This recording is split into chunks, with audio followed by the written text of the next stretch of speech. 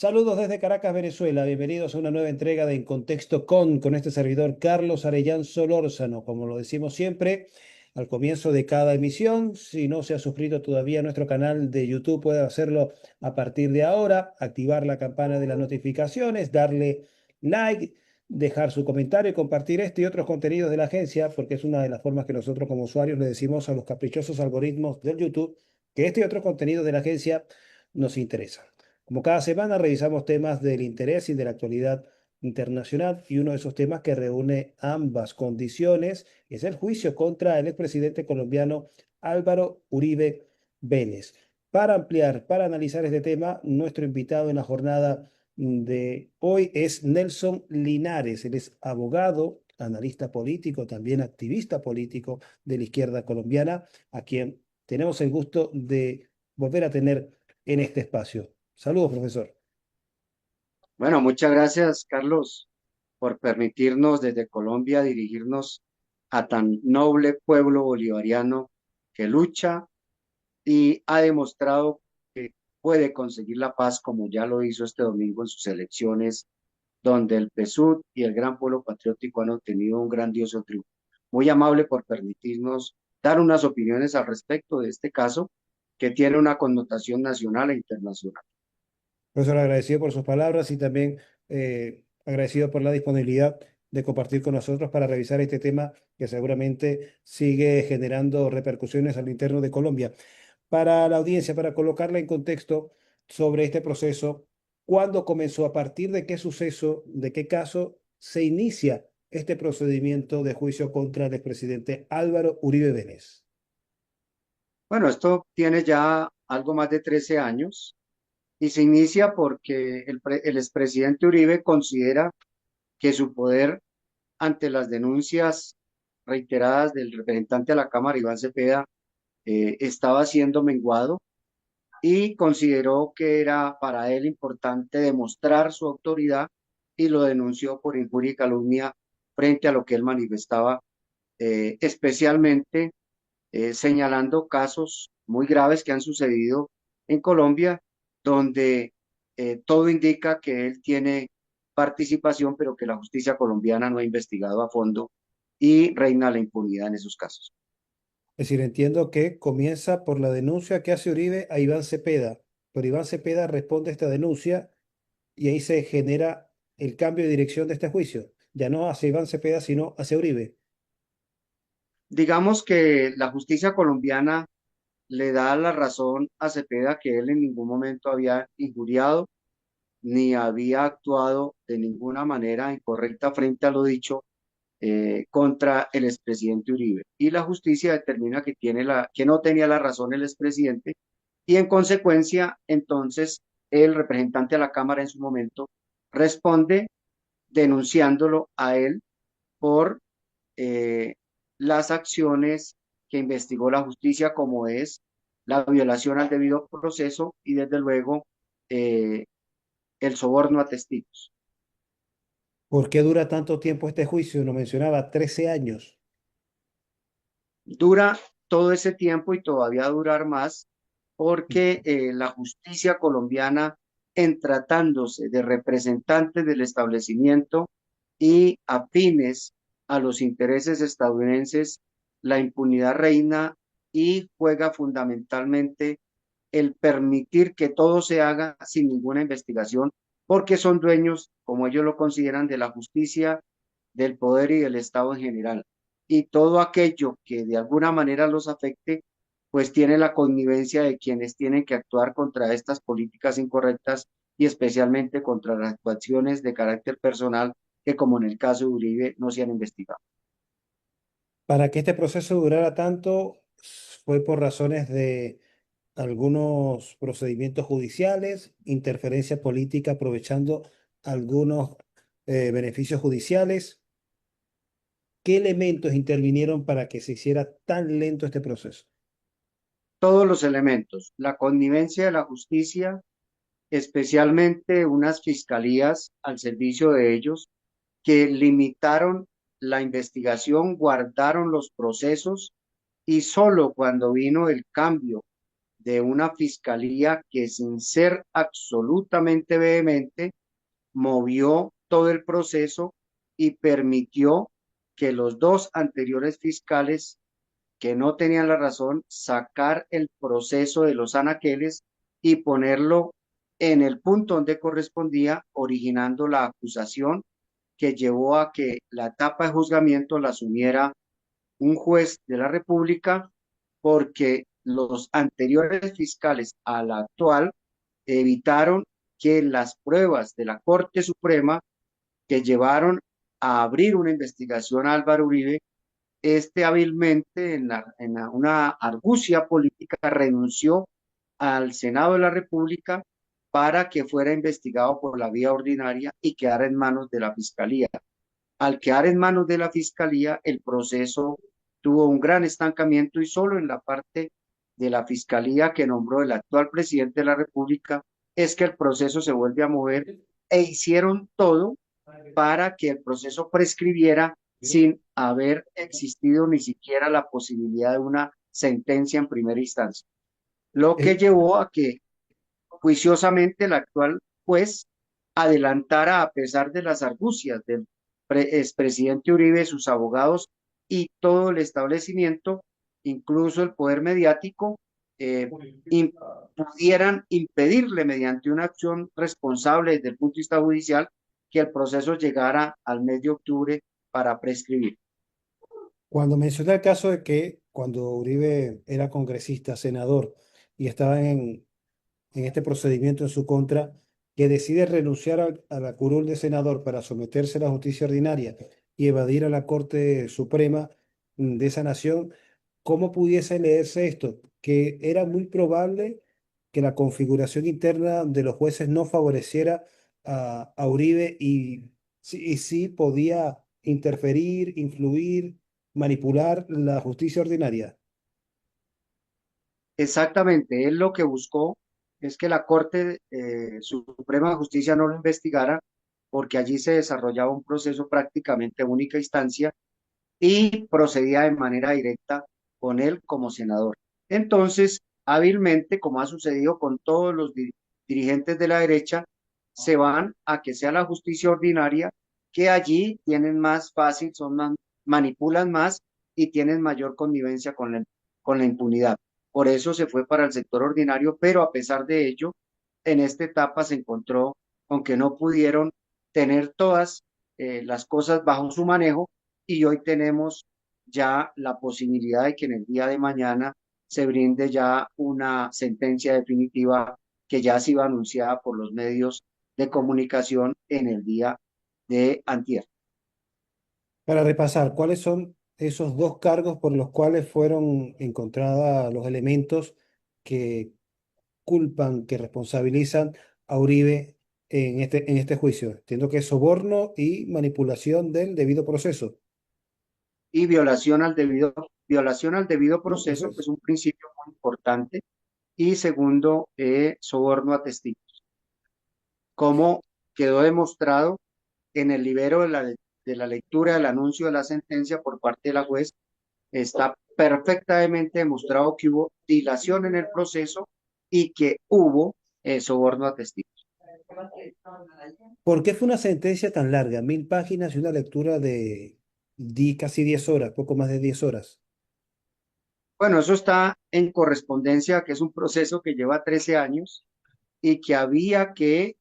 fundamentar muy bien para que el procesado no tuviera a través de sus abogados las argucias necesarias para entrar a mostrar que había una persecución política, cosa que quedó muy clara en el proceso y en el libelo de la sentencia anunciada, que hay un ajuste estricto a derecho y que allí lo que se aplicó fue la ley y la constitución en el marco de lo que le permite al proceso penal a una juez con las pruebas y con todos los elementos materiales para producir una sentencia en contra del expresidente Uribe y en favor de las pretensiones del senador hoy, Iván Cepeda, y sus abogados que lo llevaron contra las cuerdas y mostraron que efectivamente era un sindicado que podía ser condenado. ¿Qué valoración le da a las palabras de la jueza que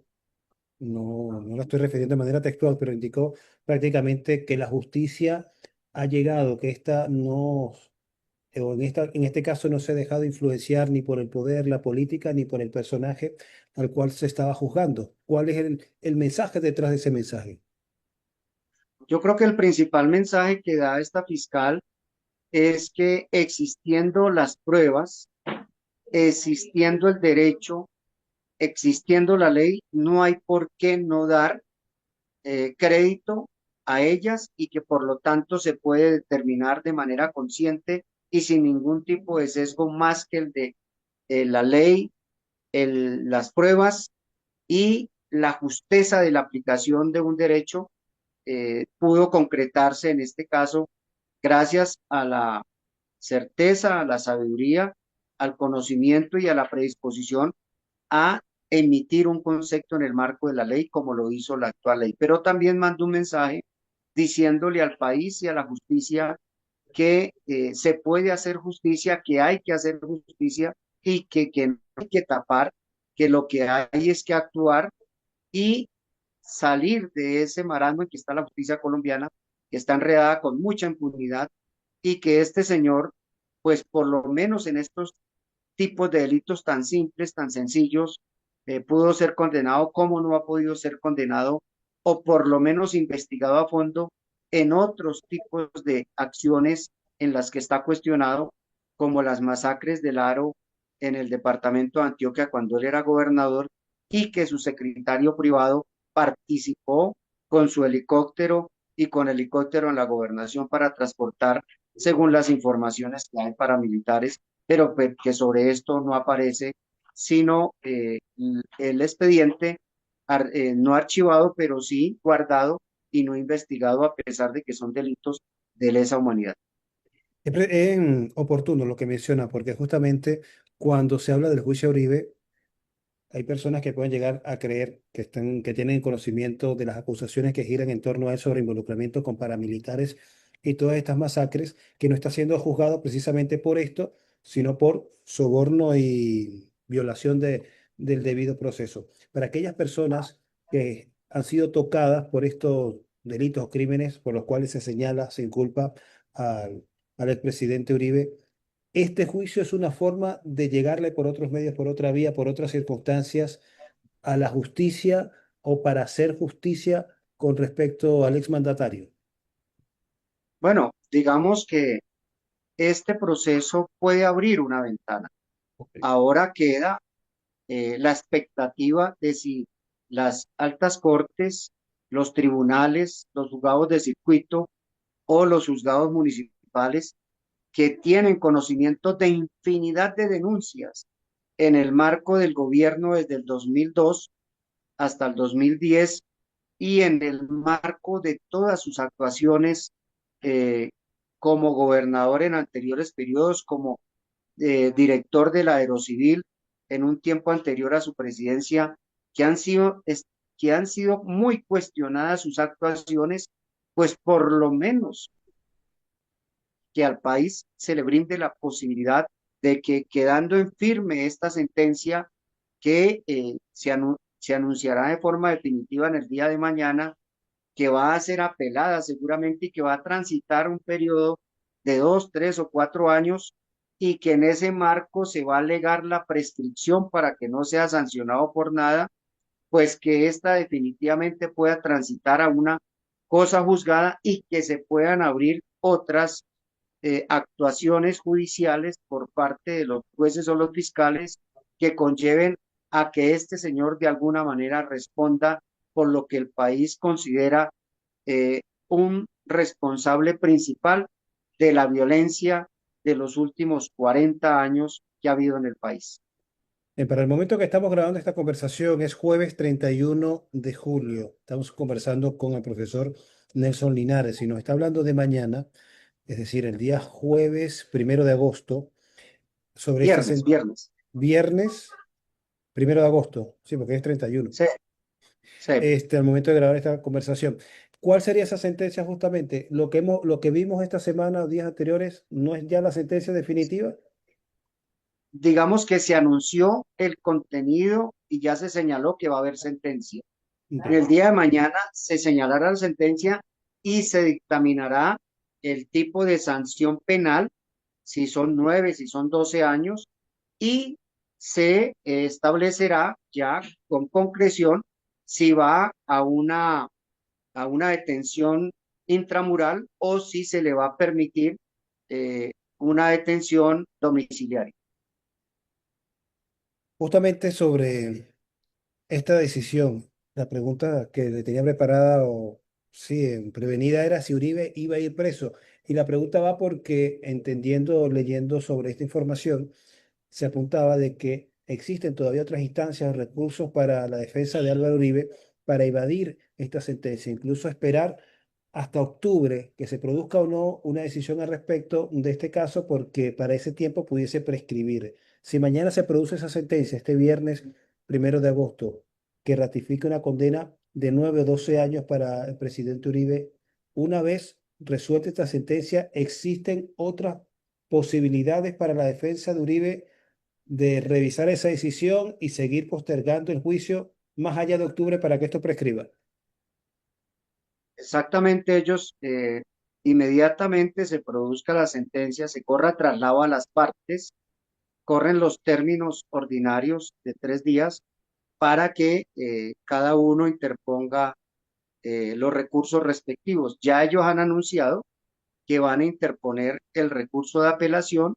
y en el caso de Iván Cepeda y su abogado han considerado que ellos no van a hacer uso de ningún recurso y que van a permitir que en la segunda instancia que irá ante el tribunal transite con el único apelante que son el expresidente Uribe y sus abogados. Ahí viene un debate ya de jurisprudencia y de profundidad política y de profundidad jurídica, donde se deberá establecer hasta dónde ya existiendo una sentencia, que si bien es cierto no ha quedado en firme por un instrumento que se llama el recurso de apelación, esta puede interrumpir los términos de una prescripción. De tal manera que ese es un nuevo debate que se abre y aspiramos a que se zanje esta circunstancia en el tribunal, que ratifique la decisión del juzgado de primera instancia y nosotros, yo creería que estos señores van a llevar incluso hasta la Corte Suprema mediante el uso de una sentencia de casación, porque yo creo que el tribunal eh, debe respaldar la decisión del juez de primera instancia en tanto que ésta se fundamentó en lo fundamental por las pruebas que trasladó la Corte Suprema a la primera instancia para abrir el proceso en la Fiscalía. Es decir, por lo que nos está explicando, entonces las perspectivas de que se dilate este proceso son muy altas, es decir, que esto no termina acá, que estos 13 años pudiesen prolongarse. Exactamente, con seguridad, ya de hecho se va a prolongar en el tiempo porque eso establece las directrices o las normas del derecho penal que lo van a permitir, como es la apelación, y que después de que llegue al tribunal, ahí no hay término, sino ya depende del juicio del magistrado a quien le corresponda para atenderlo con prioridad o para simplemente llevarlo en el marco de su oficio como magistrado y pues desde luego ojalá caiga en un magistrado acucioso que entienda la importancia del proceso y dirima esa situación de manera adecuada y en un tiempo adecuado para que el curso del proceso pueda buscar una terminación definitiva. Y pudiese darse el caso de que mientras se está desarrollando este procedimiento, esta causa en contra de Uribe, puedan generarse otras como las que ya hemos mencionado por violación de los derechos humanos, el caso de los falsos positivos, haber ordenado a las fuerzas de seguridad desarrollar operativos cuestionables en contra supuestamente de las guerrillas, pero resultaron matando a jóvenes inocentes campesinos. ¿Se pudiese avanzar en esa dirección? que aquí tenemos en este momento el desarrollo de una justicia alternativa transicional, que es la que se adelanta a través de la Jurisdicción Especial para la Paz, Ujú. que viene escuchando a los firmantes de paz, a las víctimas, a los militares y a algunos civiles que han decidido contribuir a este proceso, sobre todo a la verdad y a la no repetición, pueda suceder, como ya el presidente actual de Colombia le dijo al país y le dijo a Uribe: hombre, usted debe de entender que una forma de ayudar al país es que contribuya a contar la verdad desde su opinión en la JEP y acójase a esa justicia transicional. Esa es una posibilidad que puede darse si está muy agobiado, pero esto seguramente no sucederá si los fiscales y los jueces que tienen muchos procesos en sus despachos les den movilidad para que esto salga y coja tránsito hacia una investigación real y efectiva que conduzca a demostrar la culpabilidad o la inocencia, pero que se le resuelva al país un tema que es conocer la verdad de qué, quién y cómo es que se armó toda una política contrainsurgente de seguridad interna que llevó a la violación de derechos humanos, desaparición y muchas otras actividades que están por investigar y que deben investigarse para bien del país, de la paz y del bienestar de todas las colombianas y colombianos. Bien, para clarificar algunos conceptos, términos que a veces vienen acuñados de la prensa, se ha hablado de esto como juicio histórico, juicio del siglo. ¿Cuáles serían las características para definir a este procedimiento como un juicio tan importante? Bueno, yo creo que es que la prensa magnifica la persona de Uribe y no magnifica los hechos delictivos. Debería decirse es un juicio que descubre a uno de los principales actores de la impunidad en el país y no el juicio del siglo por la importancia de un expresidente en Colombia. Yo creo que este es un juicio muy importante que muestra al país cosas muy importantes, pero que no es el juicio por lo importante, sino por lo más tangencial de un proceso. Es un debido proceso y un soborno a unos testigos que, comparado con las masacres del Aro, con las masacres del Salado, con la desaparición de más de 100.000 personas, con el asesinato de los falsos positivos de casi 10.000 jóvenes, pues comparado esto con lo otro, pues uno diría, hombre, falta mucho por hacer justicia en el país. Pero sin embargo es importante que ya haya un veredicto, siquiera en primera instancia, contra una persona tan cuestionada y tan, digamos, importante en el sentido que fue presidente y que fue gobernador, director de una oficina importante de aviación y que ha jugado en los últimos 40 años un papel preponderante en las relaciones de Colombia con Israel y con Estados Unidos. ¿Cuál es el impacto en el espacio político, la decisión de la jueza en el caso de Uribe? Envía un mensaje a las altas cortes y en general a la justicia que es posible con la ley y las pruebas condenar y tomar medidas desde el punto de vista judicial. Es un llamado al pueblo que tenga confianza en que puede haber justicia en Colombia y un llamado a la extrema derecha y a la derecha en el sentido de que son investigables, que la ley no puede estar en ningún momento por debajo de sus intereses, que la ley está por encima de todos y es para todos, y que ésta se debe aplicar en igualdad frente a unos y otros independientemente de su importancia. Y envía un mensaje de tranquilidad al país, a los de derechos humanos, a la democracia, que es posible el paz en el país. Estamos conversando con el profesor Nelson Linares, él es abogado, también analista político y dirigente político de la izquierda colombiana, con quien estamos profundizando este tema sobre el juicio al expresidente Álvaro Uribe. Un juicio que no solo tiene implicaciones e interés internacional o impacto nacional, también lo tiene fuera de sus fronteras, incluso puede potencialmente llegar a afectar las relaciones de Colombia con los Estados Unidos. El secretario de Estado Marco Rubio, en un mensaje en X, se ha expresado en rechazo al procedimiento en contra del presidente Álvaro Uribe. Lo ha calificado como el proceso contra un verdadero héroe prócer que luchó por la seguridad y la democracia de ese país. Su visión con respecto a este pronunciamiento del secretario de Estado de los Estados Unidos y por ende de la política exterior norteamericana. Bueno, eso lo que muestra es que la política del patio trasero que tiene Estados Unidos sobre América Latina no la dejan, que ellos consideran que pueden mandar y determinar sobre todo en América Latina y en este caso, pues ellos creen que rechazando la actitud valerosa en aplicación de la ley de una juez, pues van a asustar al Poder Judicial para que no actúe, pero creo que en este caso ha encontrado el secretario de Estado un rechazo unánime, no solamente del presidente y de precandidatos como precandidatas como la doctora Carolina Corcho, que han señalado que por encima de cualquier cosa está la soberanía y la autodeterminación de los pueblos y que frente a ello no hay claudicación. Estamos por respeto en las relaciones internacionales, pero también señalamos que no se permite de ninguna manera la intervención en los asuntos internos del país.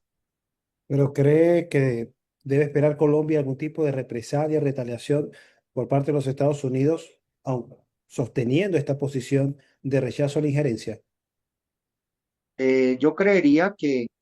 hay que prepararse porque ellos son como los capataces de la hacienda. Si el peón se les levanta, entre más se levante, más lo atropellan. Entonces, ellos van a intentar, como lo están haciendo en este momento con Brasil. El presidente Lula había manejado una actitud diplomática y sin embargo le respondieron con aranceles del 50%. De modo pues que en Colombia o en cualquier país de América Latina o del mundo en este momento cualquier cosa puede pasar con ellos porque están en un momento de retroceso en su poder y van a tratar de mantenerlo así sea con arbitrariedades como las que han intentado en este caso de llamar la atención de decir que la juez está actuando incorrectamente porque castiga a un delincuente. En el caso de Brasil, como en Venezuela, cuando se producen estas reacciones y decisiones en contra del país en forma de sanciones y de presión, los sectores internos de la derecha, la más extrema, las aplauden, las aupan y las justifican. En el caso de Colombia, hay también sectores similares que las aplaudan, las justifiquen y consideren que son la represalia pertinente a una actuación inadecuada como ellos suelen despachar las decisiones que los afectan. Sí, es que estamos ante una realidad. El capitalismo está en pleno decaimiento. Hay el nacimiento de una nueva realidad multilateral. Ellos están desesperados porque la caída del uso del dólar, sus relaciones comerciales con China, Rusia, Irán, Brasil y los BRICS, pues tienen dificultades. Entonces, ellos de alguna manera van a buscar mantenerse. Y una vía que han utilizado siempre es las sanciones y sobre todo mediante el sistema SWIFT que permiten bloquear el comercio y el monedero y el pago en monedas propias, pues es lo más viable para ellos, pero han encontrado un rechazo en general, que ya prácticamente Rusia tiene un sistema propio para moverse, China también, y van a comenzar a comerciar con sus monedas. Eso va a llevar a que en el próximo, en el inmediato futuro, tengamos una correlación de fuerzas que va a entrar en un nuevo mecanismo de relaciones internacionales. Se tiene que rediscutir el funcionamiento de las Naciones Unidas y se tiene que rediscutir sobre el tema del genocidio en Gaza. Ese no puede ser la cotidianidad de la humanidad y se tendrá que discutir de luego, desde luego, unas relaciones del uso del espacio para que la Tierra pueda tener alguna garantía de existencia y el ser humano pueda vivir realmente en unas mejores condiciones en nuestro globo terráqueo y en las condiciones climáticas, económicas y sociales que nos permitan llevar una vida normal y tranquila. Profesor, ya para completar esta conversación interesante sobre las implicaciones de esta decisión judicial en el procedimiento o la causa que se le sigue al presidente Uribe, esta decisión que se produjo esta semana debilita o radicaliza el uribismo, debilita o radicaliza el espacio de la extrema derecha en Colombia. Bueno, yo creo que eso depende un poco del papel de los medios masivos de comunicación que ellos intervienen y financian, que le pueden dar mayor o menor alcance a esa respuesta. Ahí están convocando en este momento una movilización para ver qué respuesta tiene, pero digamos que en el anuncio de la sentencia, el respaldo, la movilización de la población no fue de gran valía, por el contrario, fue bastante timorata la respuesta. Y yo creo que el país está madurando y la extrema derecha tiene jugados todos, todas sus apuestas que no son otras que llevar a la conciencia colectiva a un rechazo porque han sido muy violentas y el pueblo ha sido muy afectado de muchas maneras. Han utilizado una serie de medidas y de actuaciones que han afectado enormemente a la población, de las cuales ya la gente y en general el pueblo colombiano se ha venido dando cuenta y especialmente en América Latina que quiere salirse de ser el, el beneficio, de ser los utilizados por el llamado patio trasero con la doctrina Monroe, de la cual ellos hacen tanta gala. Profesor Nelson Linares, agradecido. Muchísimas gracias por habernos acompañado en este espacio, en esta emisión de En Contexto con por Venezuela News, para revisar este tema de interés y de actualidad internacional que corresponde al espacio colombiano, pero que tiene y concita un interés más allá de las fronteras del país vecino y temas que hemos revisado durante esta conversación. Agradecemos siempre su disponibilidad para apoyarnos y colaborarnos para revisar los temas de Colombia. A todos ustedes también muchísimas gracias por seguirnos. Le reitero la invitación al comienzo, si no lo ha hecho todavía. Pueden suscribirse al canal de YouTube de Venezuela News, activar la campana de las notificaciones, darle like, dejar su mensaje, compartir este y otros contenidos con sus amigos y usuarios y contactos, porque es la forma que nosotros como usuarios le decimos a los algoritmos bastante caprichosos del YouTube que este y otros contenidos de la agencia nos interesan. La invitación es para una próxima oportunidad.